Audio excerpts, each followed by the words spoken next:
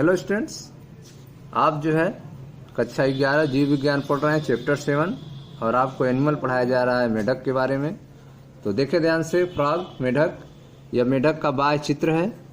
इसका बाह्य आकार की कैसा होता है तो आप ध्यान से देखें तो इसमें सिर है, आँख है, ठीक है। मेढक का धड़ है, इसके अग्रपाद हैं और पश्चपाद हैं, ठीक है। तो मेढक में आप अलग अलग पार्ट के बारे में देख सकते हैं। सबसे आगे आप देख रहे हैं सिर है, इसका आँख दिख रहा है, मुख दिख रहा है, अग्रपाद है इसका यह, और यह पिछला पाद है, और यह मेढक का धड़ कहलाता है, ठीक है।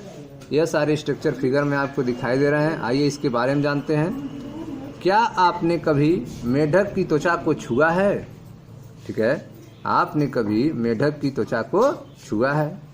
मेढक की त्वचा श्लेष्मा से ढकी होने के कारण चिकनी तथा फिसलनी होती है, ठीक है। तो जब भी आप कभी मेढक को छुएंगे तो उस पर लसलसा जैसा पदार्थ म्यूकस श्लेष्मा रहेगा, जिसके कारण वो चिकना होगा और फिसलने वाला होगा, ठीक है। इसकी त्वचा सदैव आर्द्र रहती है। मेढक की त्वचा जो है वो सदैव नम रहती है, भीगी रहती है। मेढक की ऊपरी सतह धानी हरे रंग की होती है। मेढक की जो ऊपरी सतह है वह धानी हरे रंग की होती है, जिसमें अनियमित धब्बे होते हैं, ठीक है। मेढक की ऊपरी सतह धानी हरे रंग की होती है, जिसमें अनियमित धब्बे होते हैं, जबकि नीचे की सतह हल्की पीली होती है, ठीक है। तो मेढक की ऊपरी सतह जो है वह धानी हरे रंग की होती है, जिस पर अनियमित धब्बे होते हैं, जबकि नीचे की सतह जो है मेढक की वह हल्की पीली होती है, ठीक। मेढक कभी पानी नहीं पीता, बल्कि त्वचा द्वारा इसका अवशोषण करता है, ठीक है। मेढक जो है कभी पानी नहीं पीता है, यह त्वचा के द्वारा, अपने स्किन के द्वारा पानी का अवशोषण करता है। आगे देखें।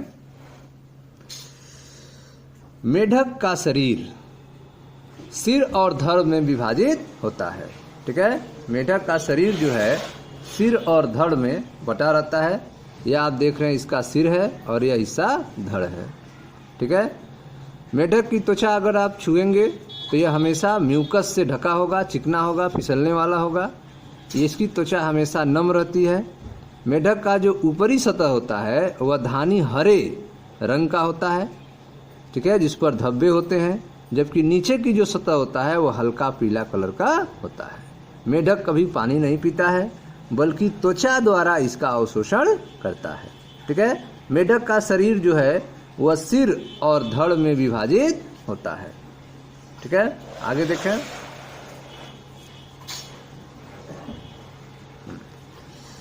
मेढक का शरीर सिर व धड़ में विभाजित रहता है। पूंछ व गर्दन का अभाव होता है, ठीक है। मेढक में पूंछ और गर्दन नहीं पाया जाता है। मुख के ऊपर, ठीक है, मेढक के मुख के ऊपर एक जोड़ी नासिका द्वार खुलता है। मेढक के मुख के ऊपर एक जोड़ी नासिका द्वार खुलते हैं। आंखें बाहर की ओर निकली व निमेषक पटल से ढकी होती है। आंखें जो है मेढक में वे बाहर की तरफ निकली हुई और निमेषक पटल से ढकी रहती है, ताकि जल के अंदर आँखों का बचाव हो सके, ठीक है। जब यह जल के अंदर जाता है तो निमेषक पटल से आँखों को ढक लेता है, जिससे जल से इसकी आँखें सुरक्षित हो जाती हैं, ठीक है। कान के दोनों ओर टिम्पैनम या कर्णपटल उपस्थित होते हैं, ठीक है। मेढक में कान के दोनों ओर, आँखों के दोनों ओर, ठीक है, मेढक में आँखों के दोनों ओर कान अर्थात टिम्पैनम या कर्णपटल उपस्थित होता है, जो ध्वनि संकेतों को ग्रहण करने का कार्य करते हैं, ठीक है। तो जो टिम्पैनम है या कर्णपटल है, यह ध्वनि संकेतों को ग्रहण करने का कार्य करता है, ठीक है। तो मेढक का शरीर जो है सिर और धड़ में विभाजित रहता है। पूंछ व गर्दन का अभाव होता है, पूंछ और गर्दन इसमें नहीं पाए जाते हैं। मुख के ऊपर एक जोड़ी नासिका द्वार खुलता है, ठीक है। मुख के ऊपर जो है एक जोड़ी नासिका द्वार खुलते हैं। आंखें जो हैं बाहर की ओर निकली वह निमेषक पटल से ढकी होती हैं। मेढक में आंखें बाहर की तरफ निकली वह निमेषक पटल से ढकी होती हैं ताकि जल के अंदर आंखों का बचाव हो सके। ठीक है। आंखों के दोनों ओर कान अर्थात टिम्पैनम या कर्णपटल उपस्थित होते हैं जो ध्वनि संकेतों को ग्रहण करने का कार्य करते हैं। ठीक है। अग्र व पश्चपाद, ठीक है, इसमें अग्र और पश्चपाद होते हैं मेढक में। अग्र और पश्चपाद चलने फिरने टहलने व गड्ढा बनाने का काम करते हैं। ठीक है। मेढक के अग्र और पश्चपाद जो हैं उसको चलने फिरने टहलने व गड्ढा बनाने का काम करते हैं। ठीक है। अग्रपाद में 4 अंगुलियां होती हैं जबकि पश्चपाद में 5 होती हैं। ठीक है। तो मेढक के अग्रपाद में 4 अंगुलियां होती हैं जबकि पश्चपाद में 5 अंगुलियां होती हैं। ठीक है। तथा पश्चपाद लंबे और मांसल होते हैं। ठीक है। अग्रपाद की तुलना में जो पश्चपाद है वह क्या होता है, लंबा होता है और मांसल होता है। पश्चपाद की झिल्ली युक्त अंगुली, पश्चपाद जो है उसमें, ठीक है, वेब लाइक स्ट्रक्चर होता है, जाल की तरह संरचना होती है।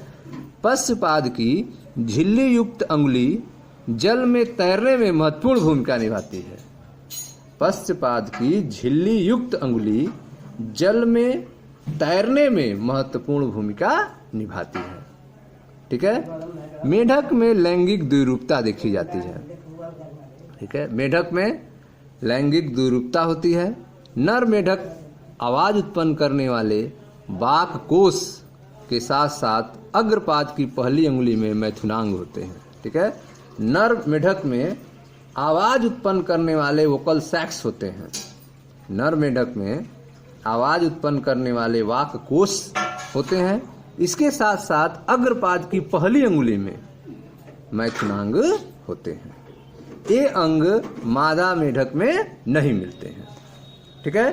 तो यह था मेढक के बाह्य आकारिकी के बारे में, जिसमें आपने देखा कि मेढक का शरीर जो है सिर और धड़ में विभाजित रहता है। पूंछ व गर्दन का अभाव होता है। मुख के ऊपर एक जोड़ी नासिका द्वार खुलते हैं। आंख बाहर की ओर निकलती है। निमेषक पटल से ढकी होती है। ठीक है। आंख जो है निमेषक पटल से ढकी होती है ताकि जल के अंदर आंखों का बचाव हो सके। आंखों के दोनों ओर कान अर्थात टिम्पैनम या कर्णपटल उपस्थित होता है जो ध्वनि संकेतों को ग्रहण करने का कार्य करता है। अग्र और पश्चपाद मेढक को चलने फिरने टहलने और गड्ढा बनाने का काम करते हैं। अग्रपाद में 4 अंगुली होती है जबकि पश्चपाद में 5 अंगुली होती है। ठीक है। पश्चपाद जो है लंबे और मांसल होते हैं।